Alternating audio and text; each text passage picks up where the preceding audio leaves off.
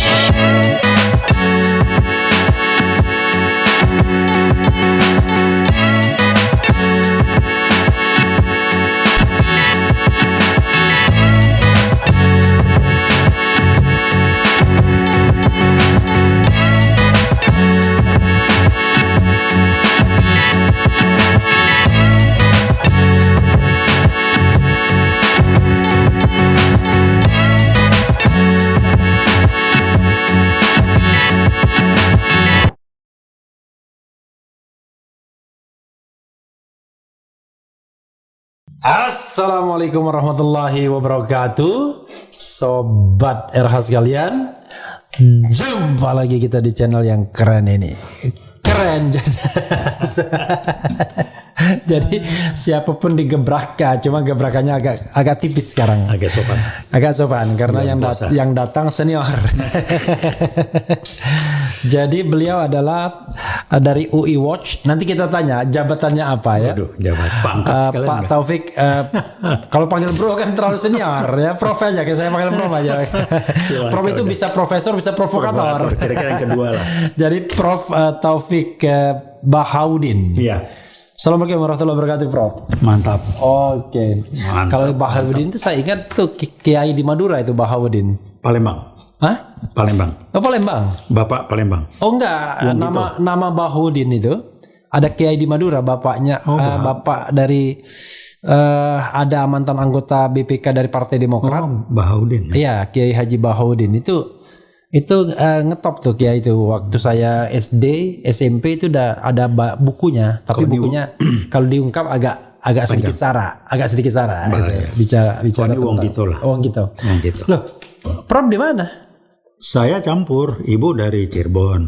Oke. Bapak Wong Kito. Jadi ya bisa dua inilah. Oke, tapi pronunciation Prof nggak Palembang, lebih banyak sininya. Iya. Jadi kalau mau Palembang Jawa. Oh, Palembang Jawa. Palembangnya di mana, Prof? Di Empat Ulu. Oh, Empat Ulu ya. Sungai Semajit. Pokoknya ya saya taunya Sumut, di situ ada Sumut.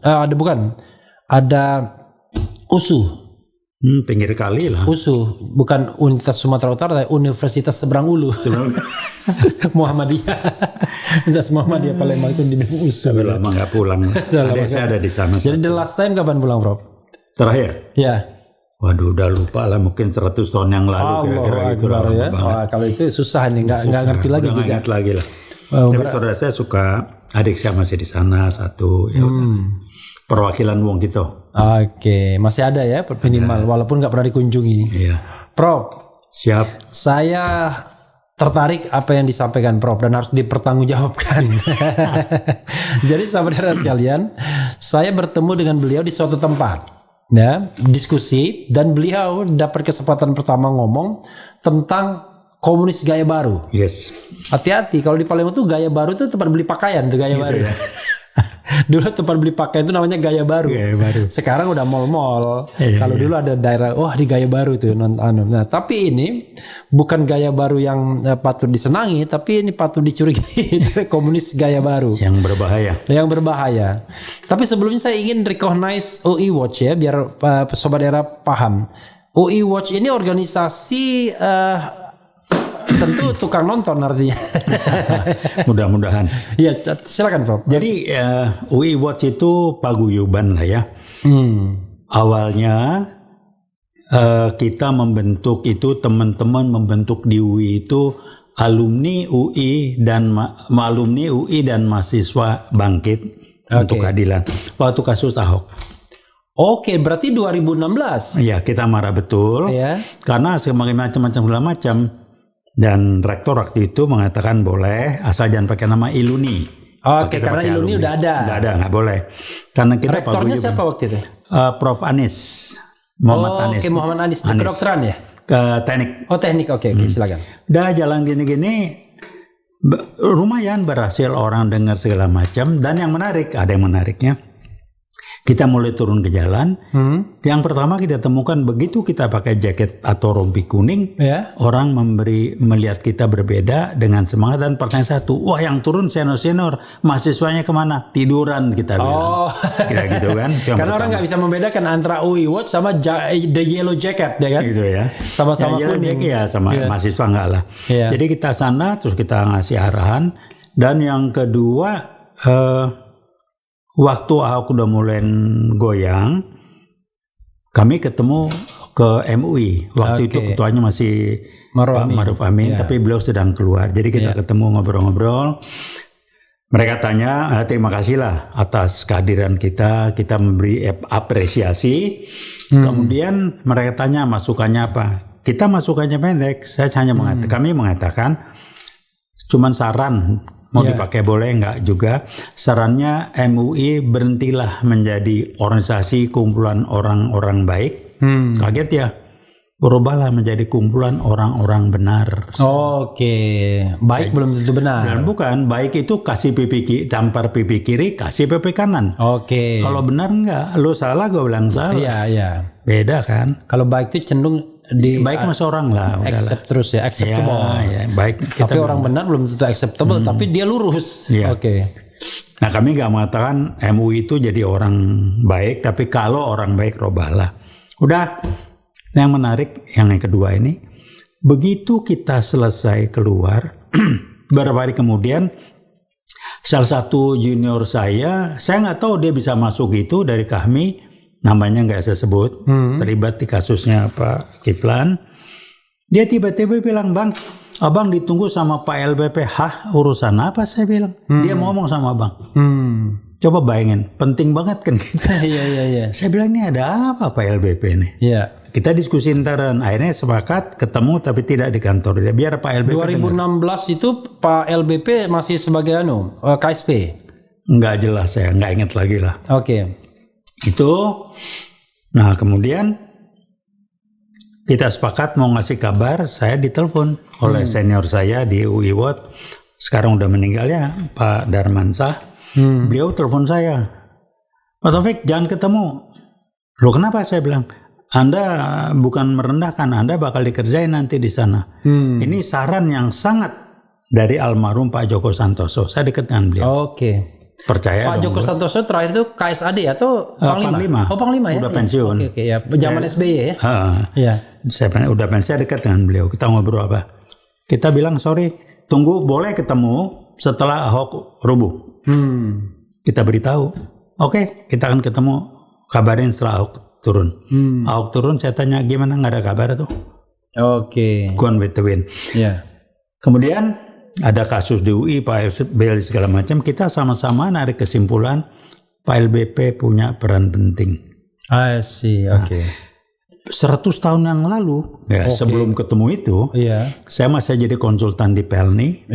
Salah satu peserta, saya lupa namanya, waktu kita ngobrol lagi istirahat itu, dia bilang dia masih ada hubungan dengan PLBP, waktu itu masih belum ngerti saya. Dia cerita beliau itu kuat banget, jadi tangan kanannya presiden, bahkan dia jadi kayak wapres gitu-gitu. Saya ketawa aja. Sekarang kenyataan. I see. Jadi kira-kira potretnya begitulah. I see. Jadi mulainya UI Watch ini berkiprah 2016 kira-kira. Nah selain Prof di UI Watch itu ada siapa aja yang eksis waktu 2016 itu? Jadi gini, dulu bukan UI Watch, tadi alumni UI itu kita berkembang. Akhirnya teman usul karena banyak ada kelompok-kelompok paguyuban lain kayak Kalam, kayak apa segala macam dari berbagai fakultas. Kita kumpul terus kita bikin Ikatan Keluarga Besar Universitas Indonesia IKBUI. Oke. Nah kemudian mikir-mikir lagi, bikin lagi UI Watch. Jadi bagi dua. I see. UI Watch tuh lebih banyak mengasih konsep, pikiran dan semacam. Kalau yang ke lapangan kita pakai IKBUI. Oke. Kalau UI Watch siapa aja orang-orangnya? UI Watch ketua umum kita Pak Haryono Karto Hadiprojo, senior banget ya. Dia leadingnya itu Karto Hadiprojo sama UGM itu nggak ada beda sama sama Sartono beda ada. Dia leadingnya senior saya Pak Haryadi Darmawan udah meninggal ya, dulu ketua dewan. Terus Pak Fahmi Idris. Haryadi Darmawan itu yang anaknya Sarah Darmawan apa itu? Iya itu putranya. Kita saya dekat banget dengan beliau lah. Kemudian wakilnya almarhum Pak Fahmi Idris.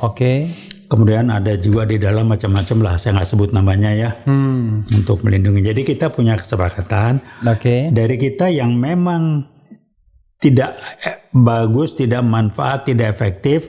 Kalau tampil ke permukaan ya nggak usah tampil. I see. Nah, tapi saya sering juga ketemu di lapangan tuh Chandra Motik.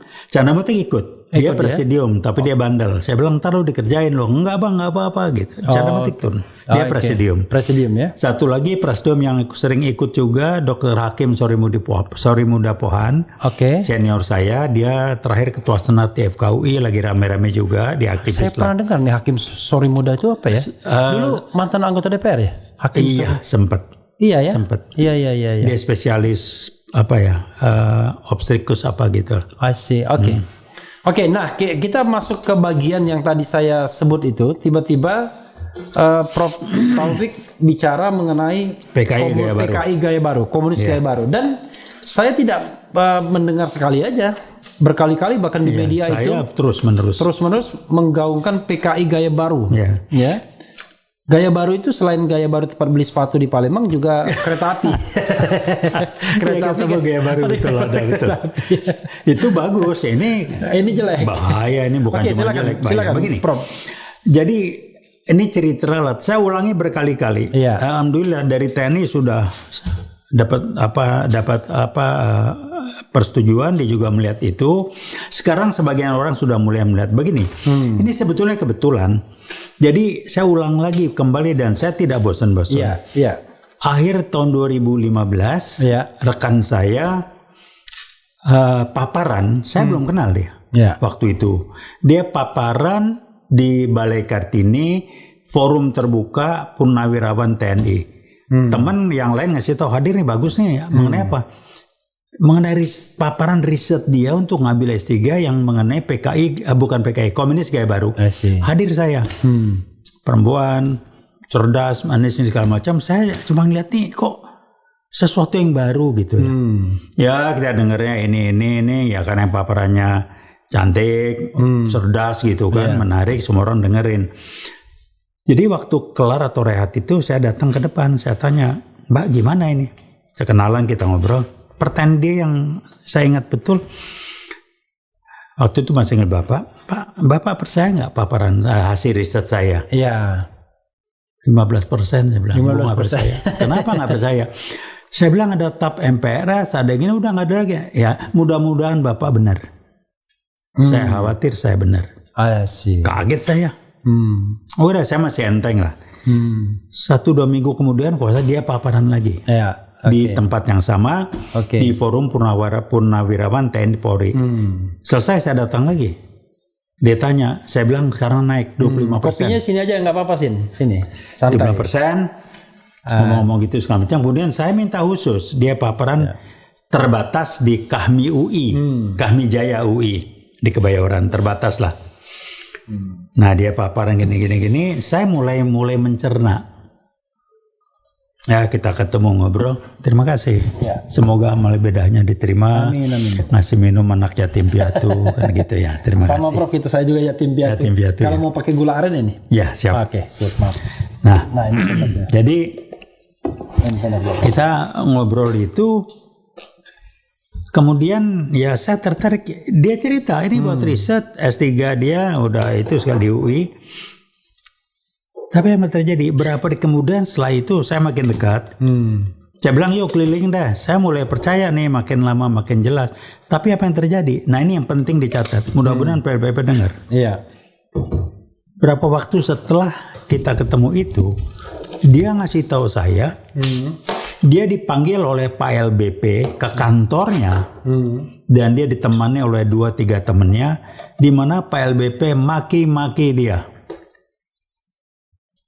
Maki-maki dia, dituduh dia macam-macam, antara lain tuduhannya itu dia kampanye buat Pak Prabowo. Saya jelasin, anaknya berani. Saya kenal juga enggak kok sama Pak Prabowo, dan ini buat ilmiah kok, riset saya kenapa. Tapi LBP ngamuk-ngamuk. Nah saya terus jadi coba bikin gambaran ada apa LBP ngamuk-ngamuk. Saya ngikutin gitu ya. Sampai kemudian berapa waktu kemudian teman saya ini menikah. Suaminya dari Angkatan Darat, sekarang kolonel dari Kopassus. Dan yang menarik lagi, ancaman itu tidak berhenti sampai di situ.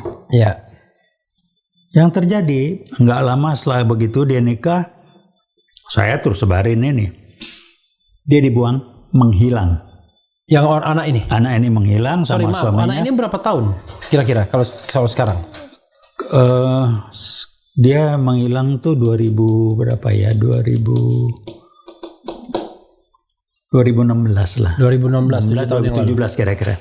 Oke, 6 tahun yang lalu. Iya, menghilang. Dia cuma ngasih kabar. Usianya berapa kira-kira? Dia udah nikah waktu itu 20-an, awal 30-an mungkin. Oke, berarti kira-kira 35 sekarang mungkin. Mungkin. Oke. Dia dibuang, tanda petik, ke Indonesia Timur, nggak bilang kemana sama suaminya. Nggak ada komunikasi sama sekali, hilang. Nah kemudian. Namanya dia ASN. Dia enggak lah, dari instansi TNI juga lah. Oh iya sih. Yang riset ini ya, yang researcher ini. Iya, researcher itu. Saya cuma lihat dia cerdas itu aja. Cerdas, berani, konsisten. Iya. Kemudian berapa waktu kemudian 2022 nggak salah, tiba-tiba saya dapat kontak lagi. Dia ngundang saya untuk hadir di apa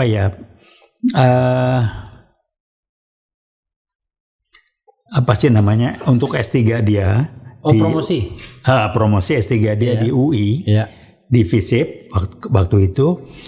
Dia ngambil risetnya mengenai KKB di Papua itu. Oke. Oh, udah beda. Yang riset udah balik rupanya. Tapi riset yang berbeda ya.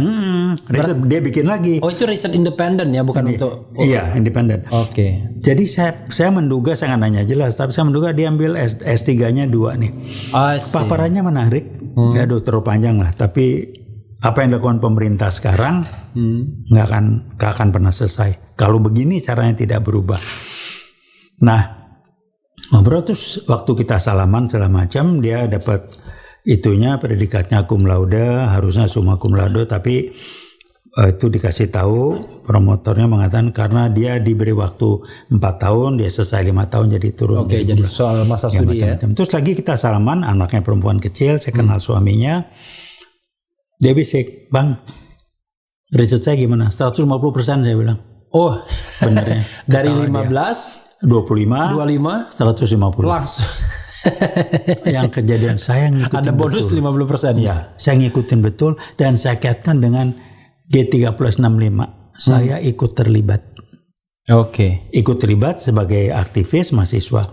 Oh, waktu itu udah mahasiswa, Prof? Tahun kedua saya di UI. Oke. Itu tahun kedua di UI.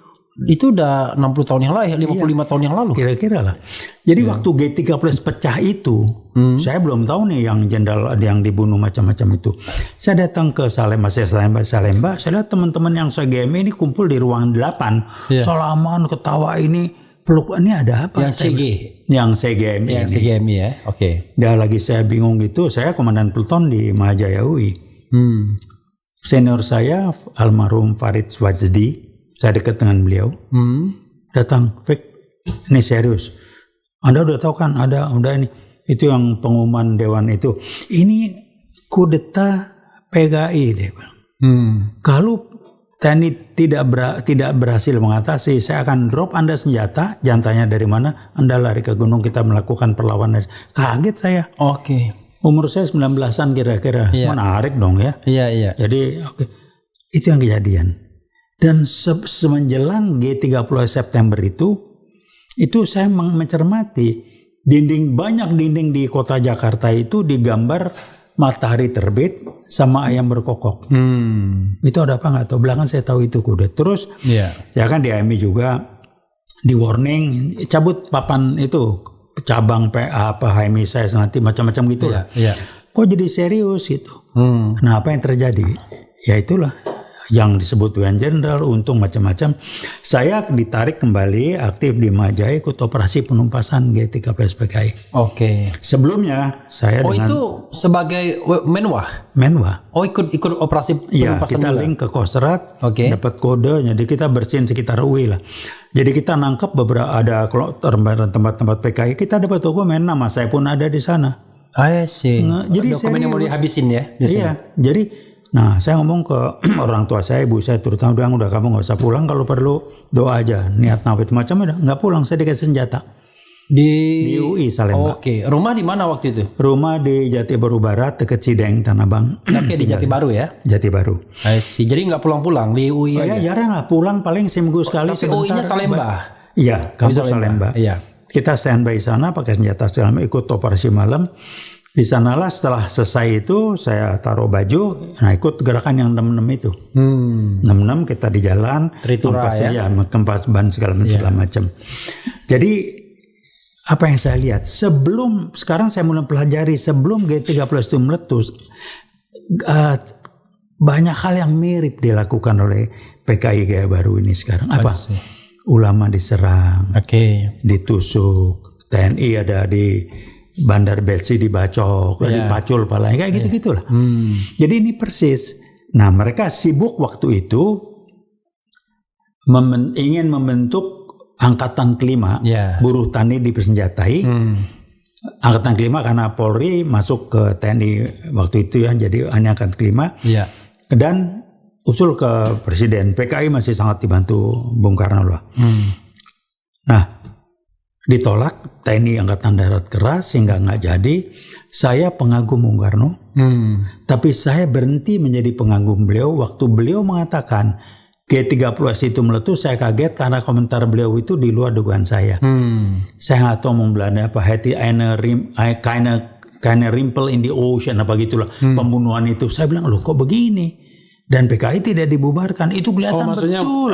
Buih kecil dalam samudera luas. Jadi cuma teriak-teriak kecil dalam gelombang reformasi. Kok mesti dilindungi? Sebelum PKI itu, waduh minta ampun, itu pawai, pakai karnaval PKI ini. Mainnya sama dulu namanya PDI itu ada dua. PD yang pro ke sana, Penny yang pro ke sana, Osa Maliki sama Usa Usep sama Asu Ali Surahman. Itu ke sana. Kita di UI mulai ribut, diserbu apa? Kita rame, senang aja umur kita segitu kan. Jadi saya ngalamin betul, dan betul-betul mereka tuh main di daerah itu keras. NU bagaimana NU diserbu, kiainya dibunuh sebelum 65, G30 dibunuh di macam-macam. Kemudian saat situasi berbalik, Jakarta alhamdulillah tidak begitu banyak dampaknya. Dan saya waktu itu masih pakai seragam. Saya sama teman saya, komandan saya itu pakai jeep terbuka. Kita mau lapor ke mana ya? Mau muter gitu, jalan ke Jakarta. Mampir ke yang sekarang dulu Paramount itu. Itu yang dari batalion yang bergeser dari Monas. Karena diancam Kostrad Pak Harto itu, dia parkir di situ. Saya mampir, untung gua nggak ditangkap. Kita ngobrol, ntar kita berangkat. Pakai seragam, bawa senjata. Jadi persis betul, dan saya tidak pernah lupa. Dan apa yang terjadi? Ya mereka putar balik fakta gitu. Mereka yang ramai itu di Jawa Tengah, Jawa Timur, Jawa Tengah kalau nggak salah ya. Mereka TNI bikin trisula segala macam, bagaimana Pak Harto bisa membuat tidak terjadi benturan dengan Kak Marinir, Kakao segala macam. Dan Subandrio itu biang kerok memang. Aidit lari segala macam. Kita tahu betul lah ceritanya bagaimana PKI bermain omongannya sebelum itu. Sekarang tiba-tiba Kepres 17 2022 kata Komnas HAM, waduh, cari pembenaran aja. Dia cuman korban. Berapa banyak orang NU yang dibunuh? Iya. Berapa banyak santri-santri yang diserbu. Di Jakarta enggak terlihat di daerah. Di daerah. Jadi yang sekarang kalau dia korban enggak terlalu menonjol. Enggak, betul. Karena keburu dikendalikan. Kalau enggak Kopassus turun tuh. Kalau enggak Halim rame. Jadi siapa korban? Jadi korban kan tadi mau minta maaf. Iya. Coba minta maaf kita ribut. Iya. Nah diturunin digirinya tidak minta maaf. Sehingga saya mulai mencermati ini rejim nih ada PKI-nya, PKI gaya baru, rumornya ramai lah. Yang bekas PRD itu kalau kumpul di istana segala macam, sehingga ramai yang bukunya Bambang Tri, Pak Jokowi itu dicurigai PKI. Kok arahnya ke sana menggiring persepsi benar gitu loh. Iya. Karena hukumnya begini PKI komunis itu. Mereka tidak muncul kalau tidak dapat dukungan kuat. Untuk itu sejauh mana dukungan kuat, dia akan pakai test the water. Oke. Ulama ditusuk, nih ditangkap orang gila. Dia udah nyusup ke oknum-oknum polisi. Mana prosesnya? Nggak ada. Oke. Kemudian nyerbu ini segala macam. Dan terakhir ya mulai. Nah saya membaca peta ini. Apa yang diriset oleh teman saya itu benar. Itu yang disebut kudeta konstitusional. Mereka main di peraturan, DPR dikuasai segala macam. Di sisi lain ada lagi yang secara fisik membuka peluang invasi teritorial lewat baju TKA. Saya bukan kata saya. Saya ketemu Jenderal Pensiun Purnawirawan, saya sebut namanya Pak Yunus Sosvia. Saya datang awal 2017 dengan dekan saya ke sana bertiga. Kita ngobrol, kita tanya soal itu. Beliau bilang, mata tentara saya mengatakan dari TKA yang masuk itu minimal 60% itu tentara Cina. Tahun berapa itu? 2017 awal. Ingat saya. Datang ke rumahnya. Karena yang ngasih saya udang itu, Letjen Yayat Sudrajat mengatakan waktu di dalam sidang Anton Permana sebagai ahli mengatakan itu adalah suku yang terlatih dari bangsa Han katanya, TKA itu. Istilahnya ya. Iya. Karena mereka wamil kan ya, gitu. Jadi mereka punya kemampuan militer semua paling tidak. Karena saya nggak kaget. Ramai di medsos, wah TKA yang dikirim tuh ngelas aja nggak bisa. Dia tentara kok, bukan tugasnya. Iya. Jadi invasi teritorial kan masuk ke daerah-daerah itu udah strategi betul. Ya jadi saudara sekalian, kita ngomong begini ini bukan karena kita ingin memprovokasi, tapi karena kita ingin cinta negara, cinta NKRI. Cek aja kalau nggak benar. Mari saya tantang, kita diskusi. Iya, karena kalau kita sudah menyangkut misalnya infiltrasi, invasi negara lain termasuk China. China itu negara ya, kita nggak bicara etnis ya, tapi China itu negara. RRC lah. Iya, kita RRC dah, ya itu membahayakan. Bahkan ada video yang viral sempat RRC sudah menyiapkan 150.000 pasukan kalau terjadi perang dengan Indonesia, baik dalam konteks perang dunia kedua maupun harus menginvasi Indonesia. Itu dari luarnya yang 150, belum dari dalamnya. Iya, persis. Jangan-jangan begitu kita prop ternyata di belakang kita kaget-kaget kan. Kaget-kaget gitu. Jadi itu yang terjadi. Nah, yang ngomong ini yang saya tahu belakangan, Pak Yunus itu dia jenderal perang, bukan jenderal belakang meja. Iya, Pak Yunus operasi di Timur ya dulu ya. Dia kalau nggak salah sempat jadi komandannya Pak SBY, Pak Prabowo segala macam. Gitu. Kemudian lagi ngobrol-ngobrol, saya kan tempo hari 2014 itu ya bantu Pak Prabowo lah di tim apa. Jadi kita ngobrol-ngobrol apa itu dengan beberapa purnawirawan yang lain, mereka yang membenarkan. Jadi saya bilang ini serius. Dan yang menariknya adalah seperti strateginya itu mereka membungkus diri mereka tidak sebagai komunis, kapitalis. Jadi itu yang dipakai. Kemudian mereka tidak pakai. Kenapa disebut gaya baru oleh teman ini? Karena dia berbeda. Jadi jangan pakai ukuran komunis yang kita kenal dulu. Karena pertama kali saya ngomong, wah nggak ada komunis kan udah nggak ada, Cina aja udah kayak gitu-gitu. Mereka gini segala. Itu yang mereka lakukan. Tapi ciri-ciri yang mereka tidak bisa hilangkan, adanya central committee yang ngatur semuanya. Adanya cuman satu partai dan agama tidak diperbolehkan. Ini udah pasti. Orang puasa nggak boleh itu diukur. Nah, itulah. Ya uhur. Dan yang menarik, teman saya dari ormas tertentu sama komandannya Barakasun ceritanya bagus. Wah ini gini. Saya bilang itu Uyghur. Wah dia berontak itu. Rupanya dekat nih rumors. Mungkin ya, mungkin nggak tahu lah. Biasa share karpet merah. Itu kan biasa. Orang kalau datang diundang, saya bilang Anda datang jangan diundang dong. Iya. Datang diem-diem ke sana. Saya bilang, dia nggak ngalamin, lebih muda dari saya ngalamin. Oh iya, kalau diundang kan sudah disetel semua. Disetel semua yang bagus-bagusnya. Iyalah. Lalu kita disuruh bercerita, nggak? Iya semua. Apa yang mereka lakukan? Ciri-ciri komunis lain, propaganda. Teman saya, Cina udah hebat. Saya bilang tolong dijawab. Kenapa waktu Taiwan, Korea Selatan dan Jepang berkembang tidak ada cerita seperti ini? Ini propaganda komunis, saya bilang. Oh, maksudnya coba cek. Tidak dibangga-banggakan seperti sekarang. Propaganda kan kita ini orang-orang yang bukan yang ini membangga-banggakan. Bahwa disampaikan fakta betul, tapi kenapa lagi Jepang, lagi Korea Selatan, Taiwan? Apalagi kemudian bilang ngapain demokrasi apa-apa, buktinya Cina tanpa ini. Iya, kan? Betul. Nah itu yang saya lihat, wah udah jadi. Terus apalagi fakta, baca di medsos kan, LBP komentar, jangan dirazia anak-anak muda yang pakai kaos itu mode. Anda bayangin, what does it mean? Saya dapat informasi, waktu G13 mulai tengkurap, omnya lari ke luar negeri. Saya ngomong sama Pak Salim Said, omnya itu terlibat G13, kata Salim Said. Dia kan ahli sejarah ya. Kayak gitu. Jadi paham saya. Biar PLBP dengar lah, nggak apa-apa, saya nggak pusing bang, ya buktiin aja. Kenapa ya? Kemudian maaf saya harus mengatakan, Pak Jokowi dikendalikan atau memang dia terlibat, katanya di medsos, mudah-mudahan bukan hoax ya. TNI Polri dilarang Malaysia, maka logo PKI segala macam. What does it mean? Apa nih maknanya gitu? Kan mulai ketemu. Nah, saya coba kumpulkan file. PKI hukumnya tuh sederhana. Kalau dia belum merasa kuat, dia belum muncul. Test the water dipakai. Aku bangga jadi anak PKI. Dia masuk di DPR. Orang ribut nggak? Nggak. Oh aman. Test case lagi yang lain. Orang gila tusuk ini. Terakhir test case menunjukkan betapa beraninya dia. Kepres 17 tahun 2000 itu. Mungkin sebelumnya ribut di Morobe. Saya membaca petanya. Tapi sekali lagi ya, ini kita bicara sesuatu yang berdasarkan perspektif apa yang dipahami, apa yang dicermati oleh Pak Prof Taufik Bahodin ya. Jadi kalau misalnya ada another perspektif, ayo silakan datang ke sini berdebat misalnya. Boleh, siap. Jangan mengkriminalkan. Nah, iyalah.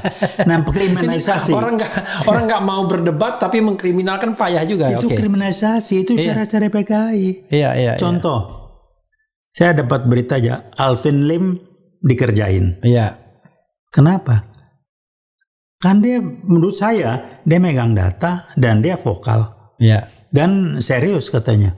Fisiknya berat, ini susah betul masuk rumah sakit. Kemarin itu datang anak istrinya ke sini. Si Kate itu ya. Kate Victoria sama Fiorucci istrinya. Datang ke sini, kita podcast langsung dan memang itu. Jadi dia sudah gagal ginjal, sudah gagal jantung. Jadi fungsi ginjalnya itu di bawah 5% kalau nggak salah sudah. Udahlah, harus cuci darah kan? Iya, harus cuci darah, tapi itu yang dipersulit. Jadi memang supaya dia meninggal di sana. Itu cara, kalau bukan cara PKI, cara apa? Kedua yang kecil, contoh kecil-kecil lah, Gus Nur. Mubahalah kok dia ditangkap segala macam. Saya dapat informasi dia dikurung di sel, digabung dengan teroris, digabung dengan narkoba, dengan enggak jelas salahnya apa, sudah diperlakukan seperti. Ternyata kenapa saya tanya? Dia ternyata orang yang istilahnya kalau pesantren bilang orang yang istiqomah lah ya, sholatnya rajin. Di tempat sulit pun dia sholat, diajak. Itu membuat dia dianggap, wah ini Islam yang berbahaya. Kenapa? Target PKI Gaya Baru kan ngancurin Islam minimal sekuler. I see. Coba lihat Aran. Jadi kalau yang kira-kira tegak lurus itu nomor satu itu radikal. Iya. Jadi padahal kita tahu Islam itu ada mukmin apa yang itu ya, muksan segala macam termasuk. Nah itu nggak boleh tuh. Yang boleh Islam yang KTP lah, yang cuman ritual aja. Moderat. Mau istilah dia moderasi. Dikembangkan macam-macam. Moderasi beragama. Kayak gitulah moderasi beragama. Kemudian strategi yang mereka lakukan diam-diam. Khotbah itu cuman urusan bagaimana jadi orang baik, masuk surga sendiri, bicaranya hablum minallah. Iya. Diarahkan ke sana. Masjid tidak boleh menjadi tempat mendiskusikan kehidupan. Iya. Jadi nggak boleh ngomong kehidupan nyata. Iya, untuk gobloknya tanda petik. Ya. Banyak hotip-hotip yang kemakan. Nggak boleh ngomong ini. Dia, inilah peserta PKI ya begitu halus lewat tangan-tangan orang lain. Iya. Ada jenderal satu yang sebut jenderal baliho, dia kan bukan PKI. Iya. Urusan apa dia? Iya. Nah kemudian test case lagi yang besar, HTI dibubarin, kita diam. FPI dibubarin, masih diam. Dibunuh, masih diam. Iya. Oh, ditambah berani dia. Tambah berani. Jadi menurut Prof Taufik itu rangkaian ke sana semua ya? Iya, itu satu strategi. Jadi kita bilangnya KGB ya, kereta gaya baru nih. Ya, ini istilah yang dipakai teman saya itu. Kenapa jadi PKI? Begini, Cina mengendalikan langsung. Ya bagusnya malam ini kita bilang KGB. KGB. Ya, komunis gaya baru, KGB. KGB betul. Ya. Jadi Cina bikin komunis gaya baru. Dia kendalikan dan dukung habis yang di Indonesia. Ya. Saya pakai istilah PKI, kalau komunis nanti dianggap bukan PKI kan. Mindset kita kalau PKI udah tahu. Tapi kalau komunis kayak menjadi di bahasa dan mindset kita akan bilang komunis kayak baru itu tidak sama dengan PKI. Saya pakai istilah PKI. Nah yang menarik lagi, saya lupa tahun berapa, saya diundang oleh Gubernur Lemhanas waktu itu Pak Wijoyo segala macam hadir di diskusi atau seminar rekonsiliasi bagus itunya. Saya dari itu hadir. Akhirnya saya di sesi siang setelah makan siang saya dapat kesempatan bicara. Saya bicara dari sebagai alumni UI saya bilang. Dengerin gitu kan. Saya ngomong didengerin, tapi begitu saya mulai kita berbicara, saya sebut PKI gaya baru masih diam. Begitu saya kaitkan dengan peristiwa Madiun 48, bahwa ini tidak berdiri sendiri, saya ke G30 sama sana. Begitu masih bejo untung tiba-tiba di seberang saya berteriak-teriak. Saya nggak kenal orang ini siapa. Saya bisik sama ada tentara sebelah saya pensiunan.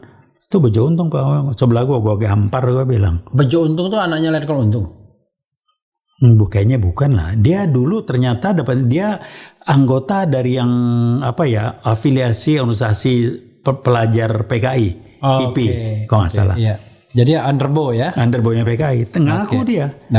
Tapi dia TNI bukan? Bukan. Dia teriak-teriak sampai itu dia dibantu ramai-ramai sama LSM apa yang nggak jelas loh. Mereka semua yang ngomong searah dengan saya itu yang dari TNI sama beberapa yang lain. Mereka teriak-teriak bikin ribut, nggak bisa dengerin, akhirnya seminar itu bubar. Nggak dilanjutkan, bukan cuma sesi siang itu bubar. Kalau kita lihat misalnya Gatot Nurmantio ya, itu kan baik sebelum maupun sesudah menjadi Panglima TNI, itu kan mengungkapkan itu ya. Bahkan dia mempeloporin nonton lagi film G30 PKI. Saya itu dia memang sedang berhadapan pada arus itu yang mungkin yang menjelaskan kenapa dia 6 bulan belum pensiun sudah saya menduga ya. Yang saya dengar sih gini, saya ketemu beliau lah berapa tahun yang lalu di fase teman-teman kita dari ketemu beliau. Beliau bilang begini, saya nggak ngalamin Pak, tapi saya belajar sejarahnya. Ya umur dia berapa lagi 65 kan? Saya belajar dan saya tahu persis memang sekarang itu kayak gitu. Dan dia katanya kalau nggak salah ya, dia tuh diberhentiin karena dia berteriak senjata masuk. Ya pokoknya dia anti senjata di luar TNI.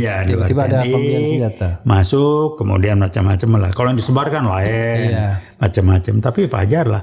Buat saya sih wajar-wajar aja, bukan benar loh ya. Karena PKI kan begitu caranya. Apa ciri-cirinya? Sama, berbohong. Bohong sudah jadi bagian dari karakter orang itu. Buat dia berbohong itu udah biasa. Fitnah, putar balik fakta, adu domba, acak kejadian persis semuanya kejadian. Pokoknya intinya propaganda itu ya. Iyalah, sastranya tetap sama kok kayak yang dulu TNI dan umat Islam. Karena itu dianggap yang bisa menghalangi mereka. Ini yang menghalangi mereka kan lagi 48 juga TNI sama umat Islam. Jadi kalau misalnya gini, Prof, itu misalnya kalau kita lihat ya, ada kan tone Islamofobia. Menurut Prof itu bagian dari ini juga ya? Nah, itu kerjaan si Bush itu. Diadaptasi. ISIS kan mereka yang bikin. Mana ada acara Islam maksudnya gitu. Kalau ketika diadaptasi ke sini itu ada kaitannya dengan KGB? Iya, dipakai. Ada ya. Karena saya kritik BNPT, Badan Nasional Penanggulangan Terorisme. Kenapa nggak BNPTK? Komunisnya mana? Oke. Kok nggak di ini? Kan dilarang sama MPR. Iya. Kok berhenti di teroris? Kalau teroris apa? Islam kan? Iya. Kalau yang bukan Islam bukan teroris. Itu kan bungkus-bungkus saja. Saya ngomong belak-belakan aja. Sama aja 15 Maret 2 tahun yang lalu di Selandia Baru 51 orang meninggal waktu sholat Jumat, nggak dibilang teroris. Iya, enggak. Iya. Artinya nggak ada bekasnya untuk mengatakan bahwa telah terjadi terorisme yang mengerikan. Meninggal 51 gitu-gitu. Iya, nggak ada. Dan yang lucu, pemahaman saya cetek nih, teroris itu orang yang melakukan teror kan? Iya. Iya kan? Sekarang nggak, dia terduga akan jadi teroris. Menyembunyikan informasi pun teroris juga. Ya udah. Jadi bingung. Kayak Munarman. Iya, bingung. Munarman ditahan terduga. Iya. Terkait ini. Pokoknya siapa yang menentang rejim?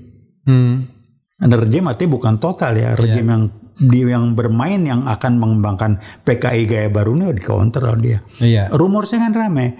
Secara periodik mantan ex-PRD itu rapat kumpul di istana.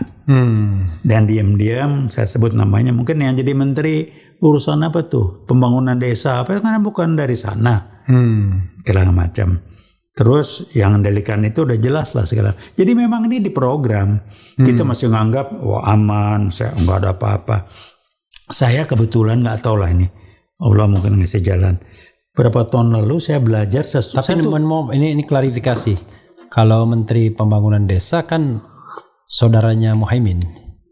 Bukan pembangunan desa, tapi yang urusannya apalah. Oke lah, ya yang lain ya. Oke. Namanya Pak Budiman Sujatmiko. Jadi apa beliau? Jadi apa? Tanya. itu ya oke lah itu. Apa jabatannya? Silakan. Ya oke, bukan menteri tapi yang jelas bukan menteri ya. Ya bukan menteri. Ini bermain. Ya. Nah, yang dilakukan adalah bagaimana mereka melakukan sesuatu tapi dia bersembunyi di bawah permukaan. Beda sama PKI zaman 65. 65 48 tampil dia enggak. Dia pakai tangan orang lain, dia papari pikiran orang lain yang bukan PKI. Riset teman saya mengatakan salah satu ormas terbesar akan disusupi. Yang satunya gagal, yang gagal Muhammadiyah, yang disusupi NU. Oke. Itu yang riset yang dilakukan yang awalnya cuma 15% tadi percaya. Itu kejadian loh. Kok jadi Banser Menteri Agama ngomong azan gonggongan anjing ini layak nggak sih? Iya. Kayak gitu itu. Jadi itulah contoh. Sekarang apalagi jejak sejarah dihilangkan, mulai pemutarbalikan fakta. G30 dilarang, di stop supaya orang mulai lupa sejarah. Tolong lihat pelajaran sejarah sekarang, ada nggak cerita pemberontakan PKI 48? Saya khawatir di buku sejarah nggak ada. Dipasang menteri, saya tantang berapa kali di viral video, mari kita diskusi. Bisa merubah kampus jadi kampus merdeka lah, inilah itu, sejarah nggak penting. Omongan apa itu? Jadi dia bukan akademisi lah. Saya mungkin tidak tahu masa lalu, tapi saya tahu masa depan. Oh itulah. Iya betul, tapi harus bertahu lah ya. Jadi memang semua di set. Yang dipegang dua, yang habis. Menteri Pendidikan, urusan sejarah, Menteri Agama. MUI berusaha dijinakan. Kalau udah urusan Islam ini kan yang punya MUI dong. Soal gonggongan anjing. Atau mungkin kalau kita analisis, namanya analisis ya, ini kan kebebasan akademik juga. Sebenarnya kan kita ada persaingan laten kan antara kanan dan tengah kiri kan. Tengah kanan tuh Islam dan tengah kiri nasionalisme. Pada zaman dulu tengah kiri itu ada PKI-nya. Iya. Nah, ketika sekarang ada anak cucunya, ya tentu dia menyusupnya di tengah kiri ini kan. Iya. Artinya sebenarnya bukan PKI-nya yang pemain utamanya, cuma dia penunggang yang makin lama makin membesar gitu mungkin. Dia bukan cuma menunggang, sekarang dia mengendalikan. Oke, udah jadi pemain utama sekarang. Pemain utama, dia menentukan arah mau kemana. Oke, jadi sekali lagi saudara sekalian, ini pendapat ilmiah ya, berdasarkan pengamatan dan lain sebagainya. Tapi Memang fenomena politik Indonesia kan begitu, persaingan antara tengah kanan sama tengah kiri. Itu orang udah paham semua kan, sejak 55 ada Masyumi, ada NU, kemudian ada PNI, ada PKI, 4 besar itu. Nah, begitu PKI dibubarkan, ya tentu spektrum politiknya nggak mungkin dia ke tengah kanan, ya kan, nggak mungkin dia, tapi dia pasti berkumpulnya di sini. Tapi namanya politik infiltrasi tadi kan masuk ke TNI, masuk ke Polri, masuk ke Ormas Islam, itu sangat mungkin terjadi kan. Dan dia sistematis melakukan. Sistematis, program dia lakukan terus kok. Reformasi 98 itu ulah mereka. Dan pusatnya RRC. Kita orientasinya ke sana. Jadi karena Rusia kan udah nggak bisa lagi diandelin. Iya kan. 65 kan ke RRC. Ya Chou En-lai apa-apa. Segala macam. Iya.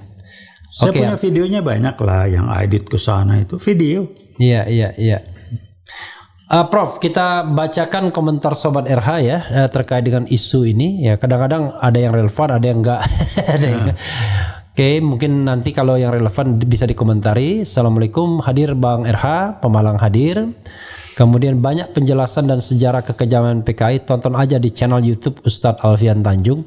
Ini salah satu Ustadz yang selalu ngomong PKI juga. Dan unfortunately dihukum juga.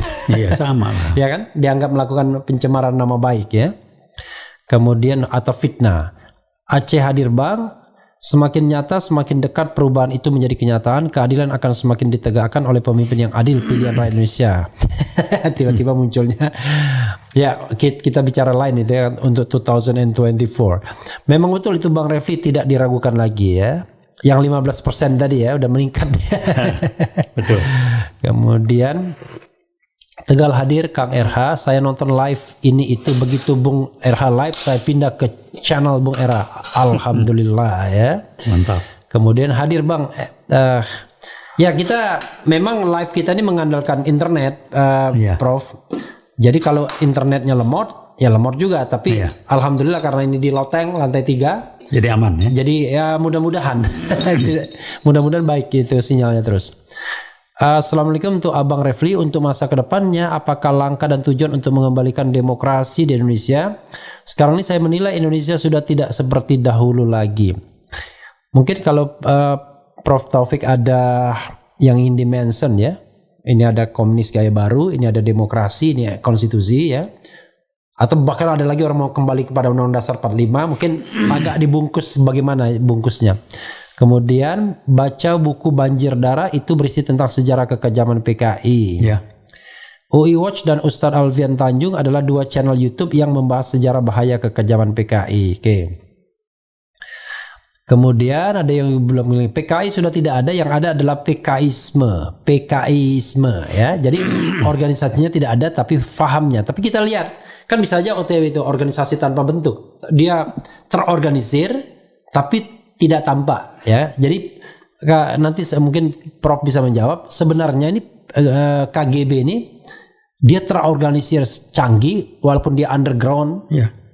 Apakah dia sebenarnya masih sporadis ya, nanti bisa dilihat. Enggak, dia paguyuban lah kalau bahasa sopan. Oke. Dia eksis. Tadi teman yang mengatakan nggak ada organisasi, ada ini. Organisasi kan kumpulan orang. Iya. Bisa formal, bisa non formal, yang namanya paguyuban. Isme ada orangnya enggak? Iya. Kalau isme sekedar sebagai paham yang diskusikan di kampus itu lain. Kalau sudah jadi bagian dari hidupnya dia itu kan orang. Iya. Jadi kalau cuma sekedar kita mempelajari komunisme sebagai sebuah ajaran, komunisme itu memang itu ilmu pengetahuan. Iya. Tapi begitu kita bicara tentang fenomena di masyarakat, ya itu sudah gerakan ya. Gerakan. Jadi gimana ya? Saya jangan ingatkan beginilah ya. Berkali-kali saya ingatkan. Mereka sembunyi di bawah permukaan agar orang tidak ingat, tidak tahu, tidak menyadari bayang main semuanya mereka. Untuk itu apa? Semua dilempar oligarki. Itu isu yang mereka lempar supaya terribut oligarki. Iya. Apalagi kembali ke Undang-Undang Dasar 45 ribut. Kita dilemparin pri non pri, itu yang mereka main. Ada yang ngomong ini semuanya. Jangan Anies, Ganjar, Prabowo itu diributin. Undang-Undang Dasar 45. Saya mulai nangkep indikasi ada kelompok masyarakat yang kayaknya berseberangan dengan rezim tapi isunya kembali ke Undang sama ini mereka ini. Saya bilang ini mereka. Karena mereka PKI Gaya Baru itu ngumpet di bawah permukaan, tidak tampil, dia lempar berbagai macam masalah tanda petik isu dan kita ributin itu. Jadi habis energi dia jalan terus, maka diam-diam aja muncul Kepres 17 2022 terus punya besok kalau udah berani lagi itu lubang buaya ditutup itu nanti. Ya, lubang buaya bakal ditutup. Sekarang peringatannya ada lagi enggak? Enggak kan? Enggak ada. Pelan-pelan dihilangin, orang enggak ribut gitu kan. Itu caranya bertahap. Kemudian muncul yang jagoan. Jagoan ahli post-truth. Gua enak benar dengarnya itu. Saya bilang teman, dia suruh belajar jangan sepotong. Post-truth tuh hanya berlaku mindset orang yang SQ-nya jongkok, yang spiritual capitalnya rendah. Poor in spiritual capital, kena sama post-truth. Post-truth tuh kalau kita ngomong bohong berkali-kali, maka orang anggap biasa dan itu benar. Itu orang SQ jongkok, orang gak punya prinsip. Dia baca buku yang sampai jelas. Itu ada bukunya. Dan yang lain yang saya sampaikan, saya kebetulan belajar beberapa tahun yang lalu, ambil course saja sendiri, diskusi ke Amerika sama Australia. Waktu masih aktif ngajar, biaya sendiri, saya belajar ilmu yang namanya mimetic science mengenai biopsychosocial DNA, terjemahnya DNA non biologis orang. Itu menjelaskan bagaimana situasi sekarang ini dan trennya itu bergerak ke arah orang-orang itu ini sejalan dengan pendapat dari Dana Zohar tahun 2000 yang mengembangkan SQ yang disebut dengan ini kejadian. We are not colorblind, we are spiritually dumb. Jadi memang ada sebagian orang itu tidak terkait dengan jenjang akademis, jabatan segala macam, yang kerja sel otaknya itu baru bereaksi terhadap suatu peristiwa kejadian kalau kena dampaknya ke dia. Itu yang dibilang empatinya belum tumbuh. Kalau pokoknya dia merasa dia hidupnya nyaman-nyaman, aman-aman aja, nggak pusing. Makanya PKI mau penguasa kayak apa nggak pusing. Yang penting gue nggak dirugiin gitu. Ini banyak. Nah PKI baru bermain di sana. Muncul isu post-truth, bohong berkali-kali, tetap aja lo pembohong. Saya bilang orang bohong tuh ciri-ciri, salah satu ciri-ciri PKI berbohong. Jadi ini ke PKI Gaya Baru ini anak cucu PKI, bisa dibilang gitu. Iya, tidak semua, tapi mereka yang tidak merasa salah orang tuanya, dendam, sakit hati segala macam. Dan itu ada ya? Ada. Jadi mereka merasa bahwa orang tuanya dihabisi padahal mereka tidak salah. Iya. Jadi dendam sejarah itu menjadi turun-temurun begitu. Betul, dipelihara jadi terus. Dendam dan ya dikendalikan Cina kan punya kepentingan. Iya, jadi walaupun 55 tahun sudah berlalu. Iya. Lebih 58 tahun berlalu, tapi tetap dendam itu ada. 48 sampai 65 berapa puluh tahun? Iya. Kira-kira kan gitu kan. Sehingga generasi yang ngalamin itu udah makin sedikit. Yang muncul generasi baru itu yang dikerjain oleh mereka. Dan kita memang sejarah itu dihapus pelan-pelan. Makanya Menteri Pendidikannya dipasang orang yang seperti itu. Satu lagi. Yang tidak peduli sejarah ya? Ya, tidak penting. Nggak penting sejarah. Nah, ini satu lagi penting, serius. Saya kebetulan di UI mimpin unit unit kerja khusus UKK, Pusat Pengabdian Masyarakat UKK PPM UI. Satu unitnya saya pimpin, namanya Studi Talenta dan Brainware UI. Saya pimpin.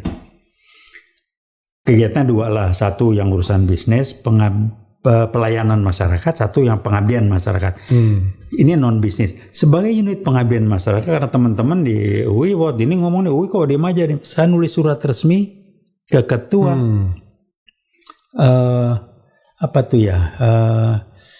BPIP.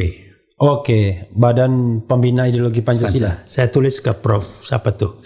Saya kirim ya. Surat pertama dari IAIN kalau nggak salah waktu orangnya. Dari UIN ya. UIN. Saya bilang, Prof, kita sama-sama dengan latar belakang kampus. Saya beritahukan, referensinya silakan cek bukunya ini, bahwa Pancasila itu bukan ideologi. Pancasila adalah dasar negara dan falsafah bangsa. Artinya dasar negara dia adalah sumber hukum. 5 nilai Pancasila itu adalah primary values. Jadi sumber itu dari sana semua. Itu. Jadi tolong itu dibenahin. Iya. Karena nggak benar istilahnya. Karena kalau Anda pakai ideologi dibina, Anda mendegradasikan. Dari dasar negara sekedar sebagai ideologi. Bukunya ini Bung Karno sendiri yang ngomong. Saya kasih referensi. Karena ideologi itu tidak mengikat. Tidak mengikat. Yang mengikat itu dasar. Persis. Jadi kalau dia misalnya menjadi dasar hukum itu mengikat dia. Kan beda. Nah, teman saya yang di Dewan Pembina mengatakan, Bang, nggak akan jangan harus dibalas lah. Oke, nggak apa-apa. Tapi saya bilang UI sudah berbunyi. UI punya tanggung jawab. Surat kedua sebulan kemudian saya kirim. Saya kritisi lebih keras dan saya katakan BPIP itu akan diarahkan menjadi seperti, betul nggak? Tolong koreksi. Menjadi seperti Central Committee nanti. Saya bilang begitu terang-terangan. Dan yang menarik, saya kirim tembusan istilah saya ke seluruh dunia di Republik ini, DPR, MPR, bahkan di UI semua pimpinan unit termasuk rektor saya kirimin. Saya kasih tembusannya. Tidak ada satupun tanggapan sampai detik ini. Artinya apa? Nganggap enteng kan? Atau nganggap gue bego? Atau nganggap bercanda? Atau nggak tahu saya. Kalau saya juga dari awal ketika BPIP mau didirikan itu saya menolak. Karena kalau misalnya Pancasila itu di captures by the state, maka Pancasila jadi alat gebuk. Iya betul. Jadi bukan lagi milik masyarakat, bukan lagi milik society gitu. Makanya saya nggak setuju yang ada semacam BPIP itu. Nanti kayak dulu dia mengarahkan bahwa yang benar tuh hanya ini. Betul. Masyarakat salah, keliru, dan menyamakan antara negara dan pemerintah. Iya. Jadi mengkritik pemerintah itu dianggap membahayakan NKRI. Dan Pancasilanya 1 Juni kan. 1 Juni. Jadi udahlah. Kami Pancasila saya Pancasila. Bahasa saya udah nggak benar. Saya Pancasilais nggak ada. Saya Pancasila kan udah ngaco lah itu. Jadi ya kira-kira itu gambarannya. Mau diapain lagi? Tugas kewajiban tanggung jawab saya moral dan akademis memberitahukan. Ada juga saya bikin begini. Lomba BPIP. Dan dia bikin nomor tulisan tuh Islam dan apa gitu.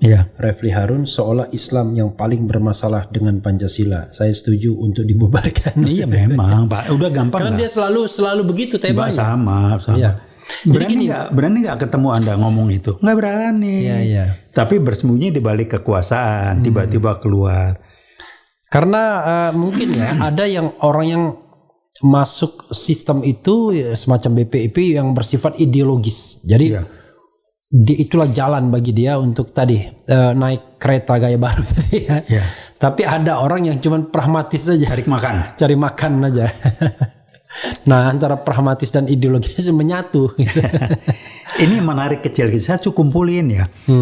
Ketika Pak Jokowi 2014 dinyatakan menang sebagai presiden, salah satu orang yang dekat dengan Pak Prabowo saya ketemu beliau. Dia bilang, saya nggak sebut namanya, jangan lah ya. Iya, jangan. Pak Taufik, Bapak nanti lihat pemerintah akan menduplikasi cara-cara yang dipakai di RRC.